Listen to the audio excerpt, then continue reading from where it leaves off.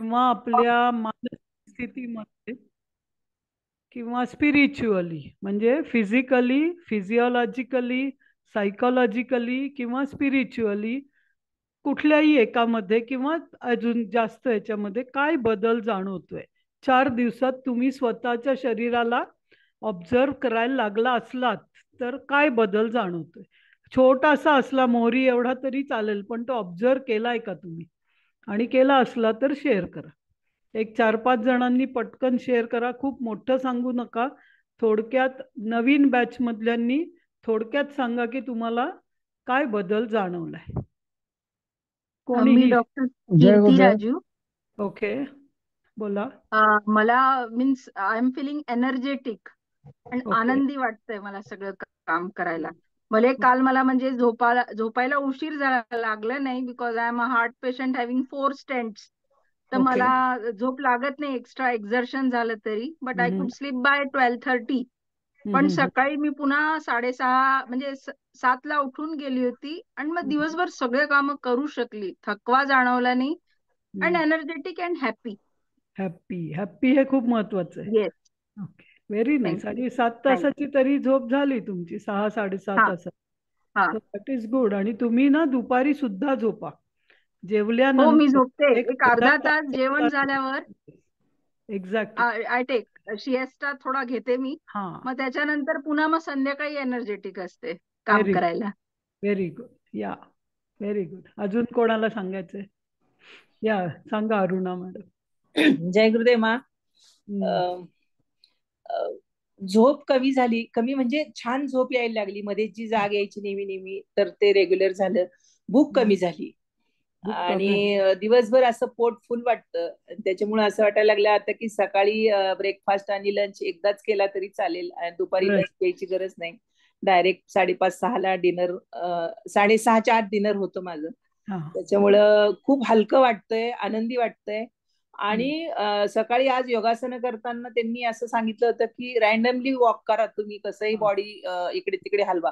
तर हम्म. मला असं जाणवत होतं की मी लहान बाळासारखं अक्षरशः डान्स करते चालताना. तर ते खूप हॅपी फिलिंग होतं सकाळी माझ्यासाठी. Very nice. जय गुड. गुरुदेव. जय गुरुदेव. या. अजून कोण? 1-2 जण अजून. Yes ma'am. मला स्पेशली सांगायचं की मला जे मी जेवढं जेवायचे त्याच्या मी अर्धच जेवतीये. आणि ती सटायटी जी एक फिलिंग येते ना फुलनेसची, ती मला यायला लागलीये. हम्म. आणि मी फॉलो करते, म्हणजे 7:30च्या आत माझं पूर्ण किचनच माझं मी वाइंड अप करते. आणि व्हेरी. माझी मुलगी 10वीला असल्यामुळे मला तिच्यासाठी पण वेळ मिळतोय. तो एक अजून माझ्यासाठी खूप ऍडव्हान्टेज. चांगला. Yes. Correct. Yes. Very nice. Yes. Good. तो संतृप्ती हा जो संस्कृत मधला शब्द आहे ना, तो तुम्ही म्हणताय ऍक्च्युली, कारण ती बरोबर. आत्मा येते. समाधान, संतृप्ती हे शब्दांचे वेगवेगळे छोटे छोटे डिफरंट अर्थ आहेत, पण तुम्ही बरोबर. जे सांगताय ना त्याला संतृप्ती म्हणतात. Very nice. हो. अजून कोणी शेअर करायचं आहे का? जुन्या बॅच मधलं पण चालेल कोणतरी, कारण ते तर आता खूप दिवस करतायत, पण तरी त्यांना खूप मोठा बदल झालेला असू शकतो. जय गुरुदेव मा. हा, बोला. तर मला म्हणजे या 4 दिवसामध्ये असं जाणवायला लागलं की जे भूक लागलेली कळायला लागलं. पहिलं म्हणजे हा. ते तेवढं जाणवत नव्हतं, हम्म. पण आता पर्टिक्युलर टाइमला असं जाणवतं की आता आपल्याला भूक लागलेली आहे. स्पेशली तर ते सकाळी जातात. सकाळी आणि दुपारच्या वेळेमध्ये म्हणजे पण 3-4 ब्रेकफास्ट वाजता लंच जाणवतंय. 4 वाजता. Very good. जय कारण गुरु. काय माहिती का, 12 तासाचा आपण उपास केलाय बॉडीला. ओके. आणि तो जो रात्री संध्याकाळी 7-7:30ला तुम्ही खाताय आणि सकाळी 7 पर्यंत खात नाहीये, तर हो. ते 12-11 तासाचा उपास आहे ना, त्या उपासामुळे बॅड बॅक्टेरिया मरायला लागतात, कारण त्यांना हम्म, काही फूड मिळत नाही. आणि मग जसे हम्म, बॅड बॅक्टेरिया मरायला लागतात, ते तुम्हाला सकाळी त्यांना बाहेर टाकण्याची बॉडीची क्रिया सुरू होते. त्यामुळे मोशन पण तुम्हाला ऑटोमॅटिक व्हायला पाहिजे, पाणी सकाळी न पिता. ओके. हम्म, हम्म, जर तुम्ही सकाळी उठून, खूप लोकांना आजकाल सवय असते की पहिलं एक ग्लासभर, बाटलीभर किंवा गरम पाणी, चहा काहीतरी प्यायचं, मगच मोशन होते. तर तसं करू नका, कारण ते जे बॅड बॅक्टेरिया या 11 तासाच्या उपासात मेलेत, ते नॅचरल हम्म. बाहेर गेले ना तर गुड बॅक्टेरिया वाढण्याची प्रमाण वाढते. ठीक आहे. Very good. Very good. जय आता माझा एक पुढचा प्रश्न आहे तुमच्यासाठी की आता 4 दिवस तुम्ही काय काय ऐकताय, तुम्हाला नवीन नवीन काहीतरी नॉलेज कळतंय, छोटं छोटं नवीन काहीतरी कळलंय, खूप नवीन नाही काही कळलेलं, पण प्रोबायोटिक प्रीबायोटिकचे करेक्ट अर्थ कळले असतील, किंवा सूर्योदय सूर्यास्ताच्या मध्ये का जेवायचं हे कळलं असेल, किंवा आपल्याला कुठल्या फूडमुळे आपल्याला प्रोबायोटिक वाढतं कुठलं. तर आता तुम्हाला कोणाला सांगावंसं वाटतंय का हे आपल्या मित्रमैत्रिणींना किंवा रिलेटिव्हजना, किंवा लिटरली आता तुम्ही म्हणला योगाला गेलो होतो तर शेजारी बसल्या तर ब्रेक दिलाय टीचरनी त्याच्यामध्ये, अशी सांगायची इच्छा कोणाकोणाला होतीये? होतीये ना? पण सांगू नका कोणालाही काही, ओके? कारण काय आहे ना, जसं तुम्ही कोणाला काहीतरी सांगायला लागता तिथे मग त्या ज्ञानाला फाटे फुटायला लागतात, आणि मग ते तुम्हाला चुकीची काहीतरी माहिती देतात, आणि मग तुम्ही स्वतःला पुन्हा प्रश्न विचारायला लागता. कारण मग आपण जे शिकतोय ना आत्ता ती पाटी कोरी होऊन जाते, आणि म्हणून तुमचं जे काही ग्रुपवर चाललं होतं ना कालचा दिवस आजचा, ज्याच्यासाठी मला खूप मोठा मेसेज लिहावा लागला, हे नाही करायचंय आपल्याला, ओके? कारण आपल्याला ना आपण खूप साधे सरळ सिंपल लोक असणार आहोत 21 दिवस. आपण एक रस्ता धरलाय, जसं आपण आता पांडुरंगाची वारी करतो तेव्हा आपण पांडुरंगच बोलतो ना, दुसरं काही विचार करत नाही. तिथं जायचंय, पांडुरंगाचं दर्शन घेऊन परत यायचंय. मी ना हरिद्वारला गेले होते तेव्हा असं झालं, मी गयाला गेले होते तेव्हा असं झालं, मी अयोध्येला गेले होते, असं पांडुरंगाच्या वारीमध्ये आपण बोलतो का? बोललं पाहिजे का? किंवा नर्मदा परिक्रमा करणारे पांडुरंगाच्या वारीविषयी नाही बोलायचं. एक तुम्ही लक्षात घ्या की आपण एक आत्ता धागा पकडलाय, त्या धाग्याला थोडा वेळ धरून राहा. जसं स्विमिंग शिकतो ना आपण, स्विमिंग शिकताना दोनच गोष्टी असतात, माणसाला ओव्हर कॉन्फिडन्स असतो किंवा भीती असते, ज्याला येत नाही त्याला, बरोबर आहे ना? बरोबर. मग पाण्यात ढकललं की पहिल्या दिवशी सगळ्यांना येऊन सांगतो, आज मी उडी मारली माहितीये तुला, आज मी असं केलं माहितीये तुला. त्याच्यानी तुमचं काय होतं, ओव्हर कॉन्फिडन्सची भीतीतनं बाहेर यायला लागतो आपण. पण मग त्यातला तुमचा एक मित्र सांगतो, तुला माहितीये का मागच्या वेळी मी अशी उडी मारली ना, पूर्ण खाली गेलो, नाकातोंडात पाणी गेलं, फार प्रॉब्लेम झाला माहिती. मग आता दुसऱ्या दिवशी आपण उडी मारायला जातो तेव्हा काय होतं, मग भीती वाटते आपल्याला पण. ते सगळं आठवतं, कारण आपलं ब्रेन आहे ना त्याच्याकडे खूप मोठा एक हे आहे की आपल्याला जे भीती आहे, किती प्रकारची भीती आपल्याला आहे माहिती का? 40 प्रकारच्या भीती या डॉक्टर बाखनी डिस्टिंग्विश केलेल्या आहेत. 40 प्रकारच्या फिअर्स, स्टेज फिअर, किंवा कोणाशीही नवीन माणसाशी बोलण्याची फिअर, किंवा नवीन काहीतरी करण्याची फिअर, किंवा आपले भाषा मराठी आहे तर इंग्लिशमध्ये बोलण्याची फिअर, असे त्यांनी डिस्टिंग्विश केलेत. 40 प्रकारच्या फिअर्स आहेत, आणि कुठलीही फिअर, कुठलीही भीती ही ब्रेन काय करतं, तर पहिल्यांदी ते आपलं कासव कसं असतं, कासव की ते सगळं आतमध्ये. प्लीज आवाज बंद करा कोणाचा तरी, मागचे आवाज येत आहेत. सो कासव कसं करतं, थोडंसं त्याला काही वाटलं असुरक्षित तर आपलं डोकं आणि पाय त्या कवचामध्ये ओढून घेतं, तसं आपलं ब्रेन करतं, ओके? त्यामुळे आत्ता कुठलेही असे विषय डिस्कस करू नका एकमेकांशी, आणि तुम्ही जे शिकताय ते अर्धवट ज्ञान आहे आपलं, है ना? आपल्याला 21 दिवस जायचंय, आणि मी रोज तुम्हाला 1 सेंटीमीटर, मग अजून 1 सेंटीमीटर, मग अजून 1 सेंटीमीटर असं करत 1 फुटापर्यंत नेणार आहे, किंवा 2 फुटापर्यंत नेणार आहे, कारण 1 फुटात 30 सेंटीमीटर असतात. तर आपल्याला 1 फूट जायचंय, पण ते आपण हळूहळू हळूहळू जाणार आहोत. त्यामुळे आत्ता तुम्ही कोणालाही काही सांगू नका, कारण तुम्ही जितकं सांगायला जाल तितकं ऍक्च्युली उलट होत जाईल तुम्हाला, ठीक आहे? आणि आपल्याला पूर्ण ज्ञान नाहीये ना, आहे का? थोडंसं ज्ञान आलंय, ते आपल्याला आत्ता समजायला लागलंय, तर त्याला आपल्या डोक्यामध्ये पहिल्यांदी एस्टॅब्लिश होऊन द्या, ओके? हा माझा ॲरोगन्स नाहीये की मला माहितीये तुम्हाला माहित नाही असं नाहीये, तुम्हालाही ते माहिती आहे, पण तुम्हाला ते वेगळ्या पद्धतीने समजायला लागलंय स्वतःविषयी. तर आपलं या 21 दिवसाचं मेन काय आहे, तर मी स्वतःच्या शरीराला ऑब्झर्व करणार आहे. हे आपलं गोईंग इनवर्ड जर्नी, हे आपलं ध्येय आहे. मान्य आहे सगळ्यांना? खूप इच्छा होईल आतनं कोणाकोणाला सांगायची, तेव्हा मला लक्षात घ्या, माझ्या बोलण्याचा हे ठेवा आणि ठरवा की नाही नाही नाही नाही, कोणाला काही सांगायचं नाही आत्ता. लोकांनी तुम्हाला विचारलं पाहिजे की तुझ्यात काय बदल झालाय, का तू इतकी फ्रेश दिसतीयस बाबा, का तू इतका आनंदी दिसतोयस बाबा, काय लहान मुलासारखा उड्या मारतोयस, असं लोकांनी म्हणायला लागलं पाहिजे. मग तुम्ही त्यांना सांगा, कारण त्यांची उत्सुकता वाढल्यावर ना ते तुम्हाला लेक्चर देणार नाहीत, ते तुमचं ऐकतील. आत्ता तुम्हाला उत्साह आहे, त्यांना नाहीये.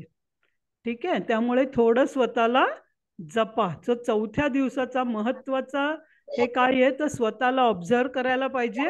आणि हे ज्ञान अजून आपल्याकडे असं शिंतोड्यासारखं आलेलं आहे, त्याला अजून जास्त कोणाशी शेअर करू नका. ठीक आहे, गुड. आता काल एक प्रश्न आपल्याला एकाने विचारला होता की प्रोबायोटिक करताना जेव्हा आपण ते फर्मेंटेड फूड खातो, तर ते जर आपण इडली फर्मेंट केली आणि मग ती जर स्टीम केली इडली, तर मग ते बॅक्टेरिया मरतात का, असा कोणतरी एक प्रश्न विचारला होता काल. राईट, विचारला होता ना कोणीतरी एकांनी काल.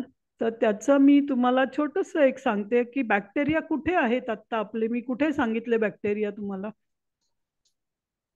हवेमध्ये. हवेमध्ये तर आहेत, आणि आपल्या शरीरात कुठे आहे? मोठ्या आतड्यामध्ये. मोठ्या आतड्यात गुड बॅक्टेरिया, छोट्या आतड्यात बॅड बॅक्टेरिया. राईट. आपलं अन्न पचण्यासाठी काय असतं पोटामध्ये? ऍसिड. ऍसिड. कुठला ऍसिड? तुम्ही त्याला हायड्रोक्लोरिक ऍसिड. टाठर रस म्हणता. डायल्यूट हायड्रोक्लोरिक आम्ल. टेक्निकली ते हायड्रोक्लोरिक ऍसिड आहे, HCl. ओके. आणि ते जेव्हा कुचतं तेव्हा ते H2SO4 होतं, म्हणून त्याचा तो मिथेन बाहेर पडून घाणेरडा वास येतो. आपण जो गॅस सोडतो तो मिथेन आहे बेसिकली. मग तेव्हा एवढं ऍसिड आतमध्ये असताना जर ते बॅक्टेरिया जिवंत राहतात आतमध्ये, तर स्टीमला मरतील का ते? नाही. ओके. मग कोणाच्या मनात डाऊट आहे का आता ते बॅक्टेरिया शिजवताना मरतात का? पण तुम्ही त्याला डीप फ्राय केलं, डीप फ्राय केलं तर मग म्हणजे वडा बनवलात, त्याच भजी, काय बोंडा भजी वडा, मग त्याची हे जाते, कारण ते त्या बॉइलिंग ऑइलमध्ये जातं, ते जास्त त्रासदायक आहे. पण स्टीम किंवा तुम्ही डोसा बनवताना, तो डोसा एकाच साईडनी आणि पटकन उचलतो, सिमवर करा, जास्त चांगलं होईल. ठीक आहे. त्यामुळे बॅक्टेरिया मरतात का याचा आता कोणाच्या मनात काही प्रॉब्लेम नाही आहे ना? नाही. आणखीन एक काल छोटा प्रश्न होता की दही, दही हे प्रोबायोटिक आहे का? ओके. दूध जर नॉर्मल बघितलं आपण, तर त्या दुधामध्ये आपण गुड बॅक्टेरिया टाकले, गुड बॅक्टेरिया ऍड केले, तर दही बनतं. आणि त्याला तुम्ही विरजण म्हणता ना. दही लावायसाठी काय घेतो तर मी इथे साऊथ मध्ये अशी घरं बघितली आहेत, साऊथ मध्ये अशी घरं बघितली आहेत की ज्यांच्याकडे 3-3 जनरेशन पासून चालत आलेलं विरजण वापरतात. लक्षात येत काय? तर त्यांच्या आजीच्या आजीनी जे दही लावलं होतं त्याचं त्यांनी पुढं लावलं, त्याचं त्यांनी पुढं लावलं, त्याचं त्यांनी पुढे लावलं, आणि रोज त्यांच्या घरातलं तेच दह्याचं आजचं विरजण उद्याचं दही लावायला ते वापरतात. म्हणजे काय करतात बेसिकली? विरजण म्हणजे काय? तर गुड बॅक्टेरिया आहेत, ते आपण फॉर्म मिल्क मध्ये घातले तर ते तिथे प्रोसेस करून प्रोबायोटिक होतात. ओके. आणि ते विरजण म्हणून तुम्ही कोणाकडनं विरजण घेता ही खूप महत्वाची गोष्ट आहे. ओके. त्यामुळे तुम्ही आजी वगैरे असतील ना ज्यांच्याकडे 16 ओळं असायचं बघा पूर्वी, म्हणजे दूध कुठल्या भांड्यात ठेवाल त्यात दुसरं काही ठेवायचं नाही, दही जिथं लावाल ते दही कुठं ठेवायचं, दह्याला कोणी हात लावायचा, दही कसं फोडायचं. तर कितीतरी लोकांना तुमच्यातल्या B12 ची डेफिशियन्सी असू शकते. ओके. म्हणजे ज्याला खूप सारे आजार होतात ना आजकाल, आपल्याला B12 आणि D यांची खूप डेफिशियन्सी येते, कारण ज्या पद्धतीने फूड खातोय ते. तर जे लोक स्वतः घरी दही लावतात, ओके, म्हणजे तुम्ही बाजारातनं दह्याचं पॅकेट आणलं तर मी सांगते ते चुकीचं आहे, ते तुम्हाला उपयोग होणार नाही. पण तुम्ही दूध गरम करून घरात चांगलं विरजण घालून जर तुम्ही दही लावलं असेल आणि ते व्यवस्थित लागलंय तुमचं, तर पहिल्यांदी त्या दह्यात जेव्हा सकाळी चमचा घालता तुम्ही, तेव्हा पाणी बाहेर येतं. थोडंसं येतं ना. ते जे थोडंसं पाणी येतं, ज्याचं B12 कमी आहे त्यांनी ते पाणी प्यावं, त्यात पूर्ण B12 असतं. बरोबर. ओके. त्यामुळे लहान मुलं असली तर त्यांना जरूर द्या. जी 10वी 9वीची मुलं आहेत जी खूप स्ट्रेसमध्ये असतात, ते B12 त्यांचं व्यवस्थित असेल ना तर त्यांना खूप हुशारीने असे किती ते घेतलं पाहिजे माप आहे? हा म्हणजे त्याचं माप म्हणजे किती घेतलं पाहिजे ते? हा, चमचाभर काय? एक चमचाभरच येतं. जे पहिलं फोडलेलं दही आहे ना तेव्हाच पाणी हो फुटतं. तेवढंच अगदी पाणी. हो तुम्ही स्पून घातला की तुम्हाला जे येतं तेवढंच. ओके. हो. असं तुम्ही वेगळं काढा आणि तुमच्या मुलाला किंवा घरात आजी आजोबा आहेत किंवा घरात कोणी असा पेशंट टाईप आहे की ज्याला खूप काहीतरी आजार आहे, त्यांचं त्या औषधं घेण्यामुळे सुद्धा B12 कमी होतं, ते तुम्ही द्या. आणि B12 दुसरं तुम्हाला कशात मिळतं तर शेवग्याची शेंग. ओके. त्यामुळे आठवड्यातनं एकदा तरी शेवग्याची शेंग किंवा शेवग्याच्या पाल्याची भाजी किंवा आमटीमध्ये शेवग्याचा पाला घाला, किंवा तुम्ही पालक पराठा करता ना त्याच्याऐवजी शेवग्याच्या पालाचं करा. तर शेवग्याचा जो टेंडर लीव्स आहेत त्याच्यामध्ये खूप B12 असतं, आणि शेवग्याच्या शेंगा या खूपच त्याचं B12 साठी खूप महत्वाची गोष्ट आहे. ओके.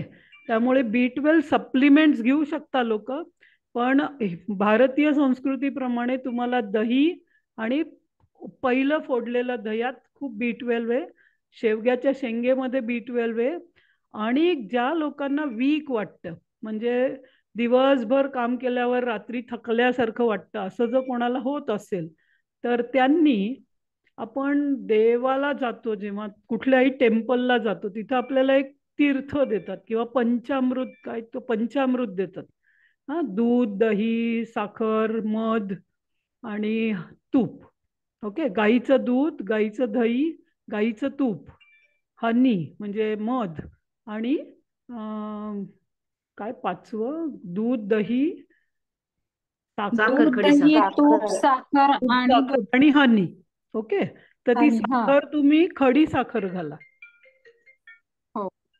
ओके. ती खडी साखर घाला, आणि दूध, दही, गाईचं दूध, गाईचं दही, आणि हे तुम्ही तुमची प्रसादाची छोटी वाटी तेवढं जर खाल्लं तर तुम्हाला कधीही वीकनेस येणार नाही. आणि म्हणूनच आपले जे पूर्वीची देवळं होती, खूप मोठा डोंगर चढून जावं लागतं आणि वर आपण गेल्यावर तर थकून जातो, पण दर्शन घेतल्यावर पुजारी आपल्याला ते एक चमचाभर देतो आणि पूर्णपणे तुम्हाला ते B12 एनर्जी मिळतं. ओके. तर या 3 गोष्टी लक्षात ठेवा. जेव्हा कोणालाही वीकनेस असेल, जेव्हा कोणालाही ताप येऊन गेला किंवा चिकनगुनिया होऊन गेला किंवा डेंग्यू होऊन गेला आणि कुठला तरी एक आजार होऊन गेला आणि त्यांना वीक वाटतंय, तर तुम्ही हे घ्या. ठीक आहे. ओके. सो आता फूड याच्याविषयी जास्त बोलणार नाहीये याच्या पुढच्या सेशन्समध्ये. या 2 सेशनमध्ये आपण खूप बोललो की काय खायचंय, तर प्रीबायोटिक, प्रोबायोटिक. मग आपण कोणासाठी जेवतोय आता, आपण या 2 गोष्टी कोणासाठी घेतोय, प्रोबायोटिक आणि प्रीबायोटिक? नाही नाही नाही. Good bacteria.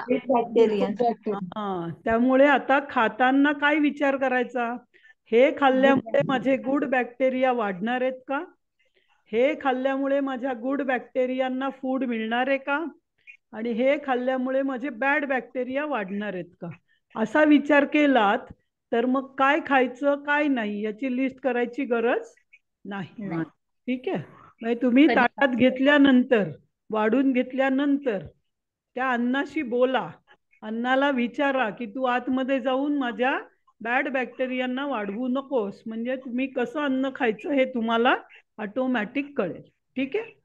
तर आपण एक 15-20 दिवसानंतर मग बोलणार आहोत की आपल्याला कुठलं फूड नाही खायचं, खायचं वगैरे. पण आता काही दिवस मी प्रीबायोटिक, प्रोबायोटिक सांगितल्यानंतर तुम्हाला अजून फूड काय आणि कसं याच्यावर बोलणार नाहीये, तर कधी आणि किती या दोन गोष्टींवर आपण जास्त बोलणार. ठीक आहे.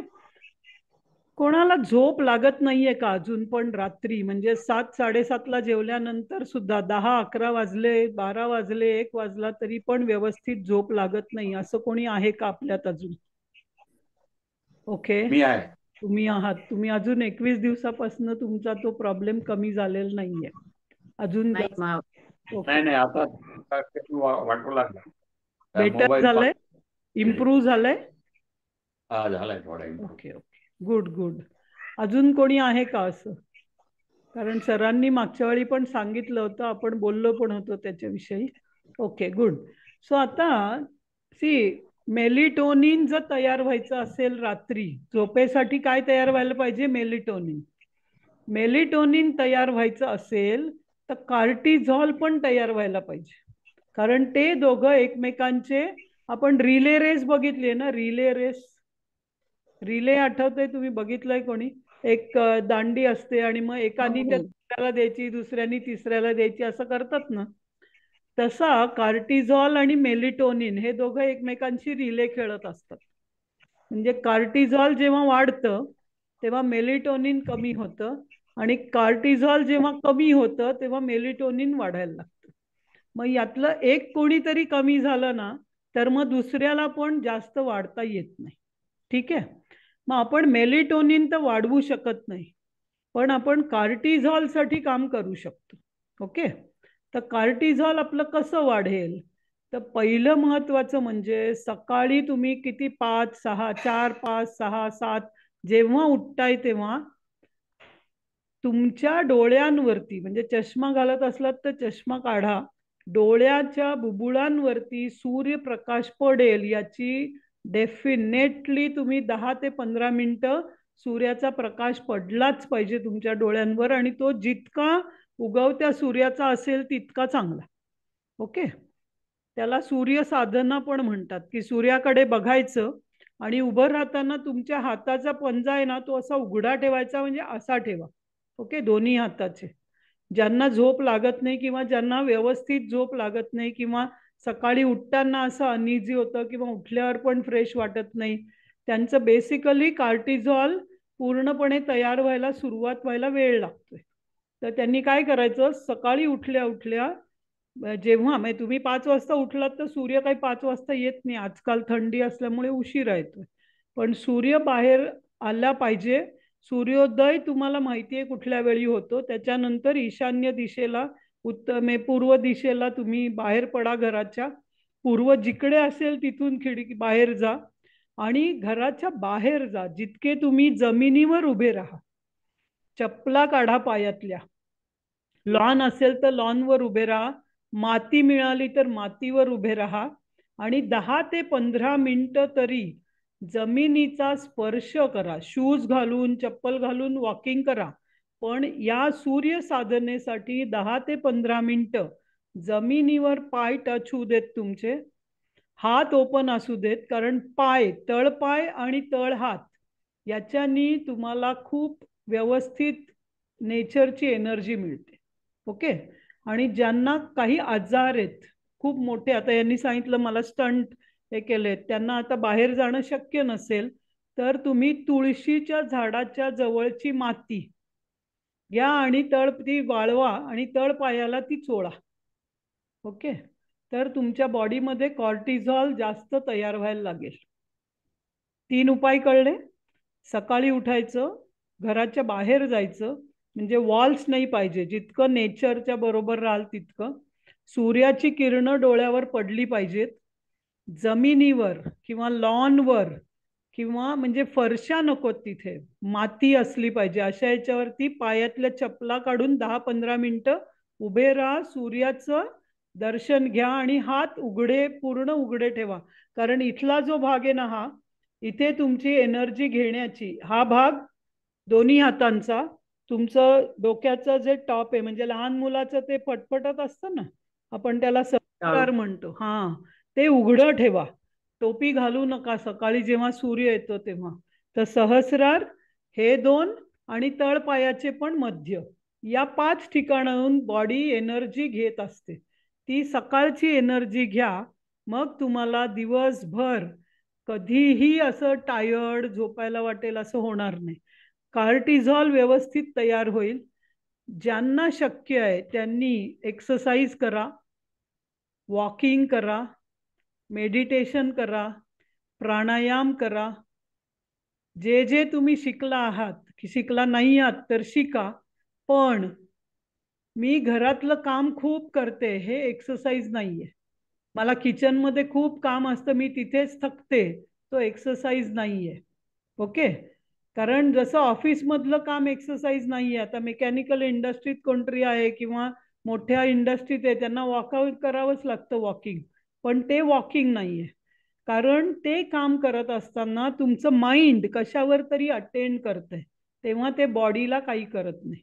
सो कार्टिझॉल तयार झाल्यानंतर त्या कार्टिझॉलचा उपयोग होण्यासाठी एक्सरसाइज खूप महत्वाचा आहे. ओके.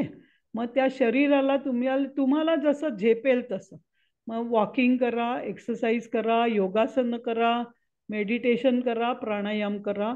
या सगळ्या गोष्टी आता ज्यांनी SSY केलाय त्यांना हे सगळं माहिती आहे. ज्यांनी SSY नाही केलाय त्यांनी सिद्ध समाधी योगाचा कोर्स करा. सुनीलजी तुमच्यासाठी जानेवारी फेब्रुवारीमध्ये घेऊन येतील कोर्स, आपला सेशन संपल्यावर. कारण या दोन्हीचं कॉम्बिनेशननी तुमचं माइंड शांत होईल. मी काल तुम्हाला सांगितलं आपलं ब्रेन आणि स्टमक यांचं खूप कनेक्शन आहे.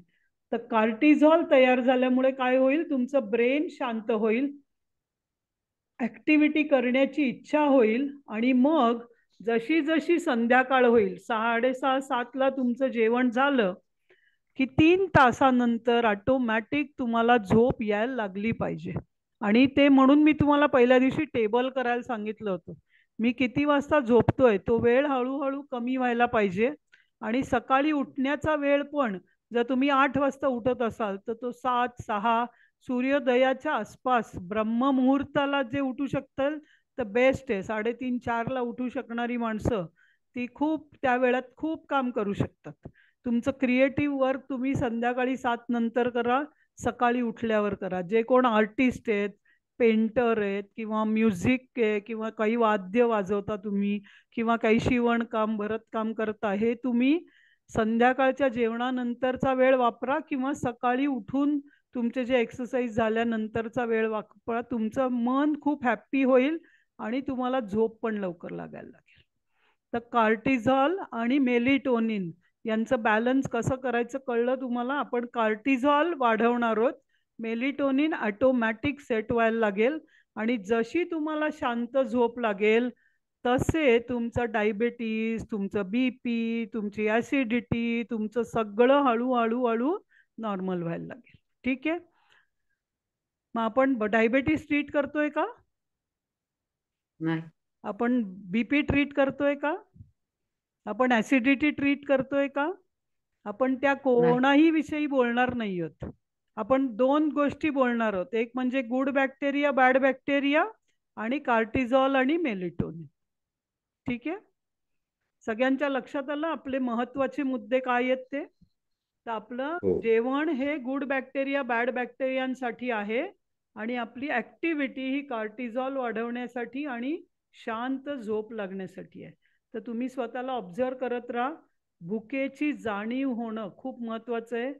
झोप आल्यानंतर TV ऑन करून उगीचच यूट्यूबवरती काहीतरी बघत राहू नका.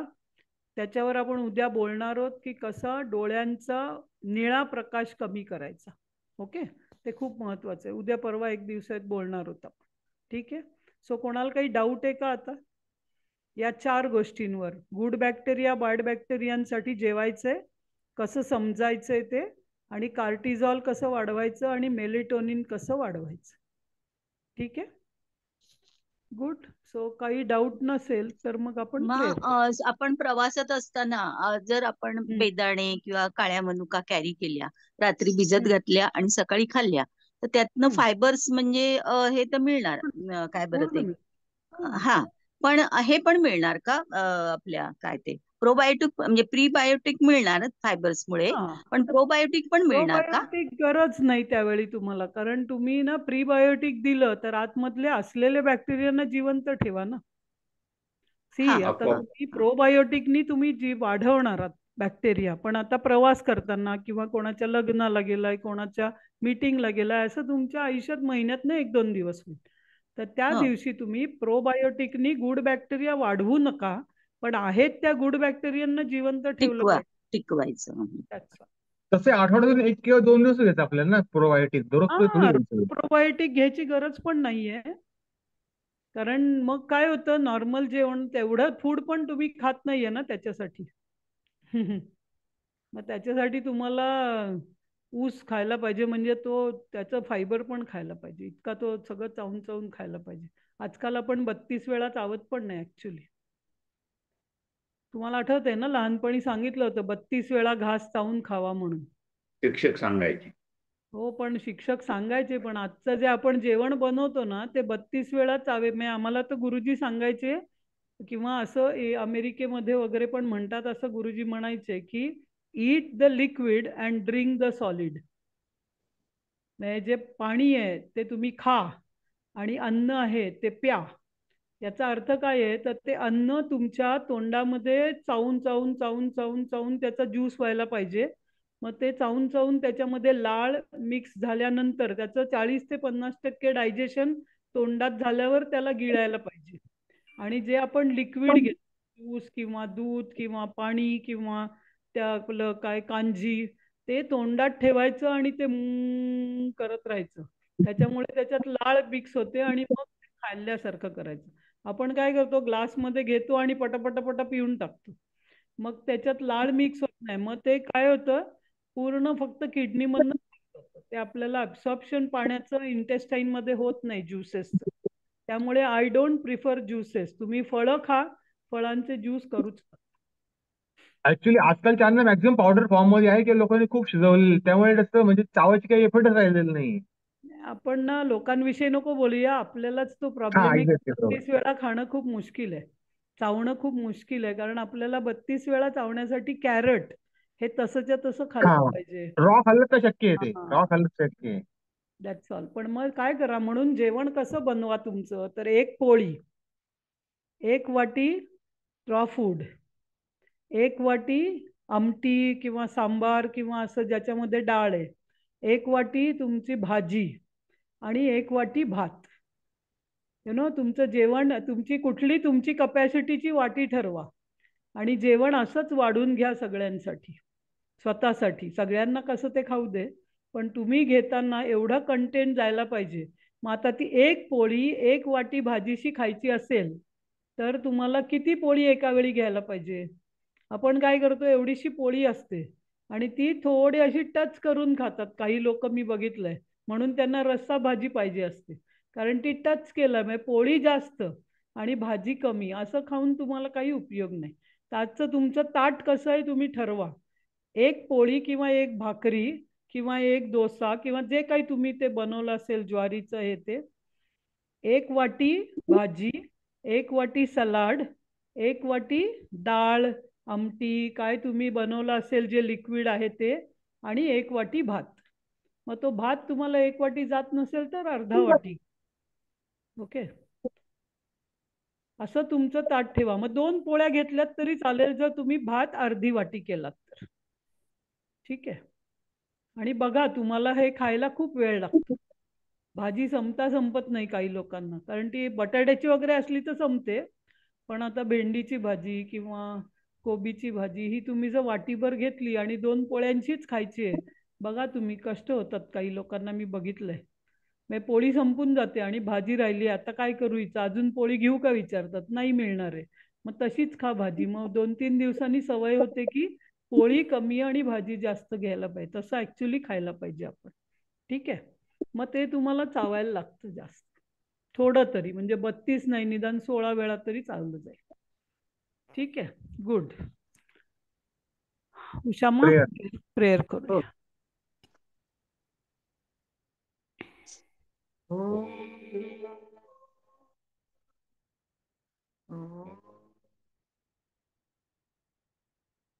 ॐ सतो मा सद्गमय तमसो मा ज्योतिर्गमय मृत्योर्मा गमय ओम श्री विश्वेश्वराय नमः ओम श्री विश्वेश्वराय ओम श्री विश्वेश्वराय नमः ओम श्री ऋषि प्रभाकराय नमः ओम श्री ऋषि प्रभाकराय नमः ओम श्री ऋषि प्रभाकराय नमः हरि ओम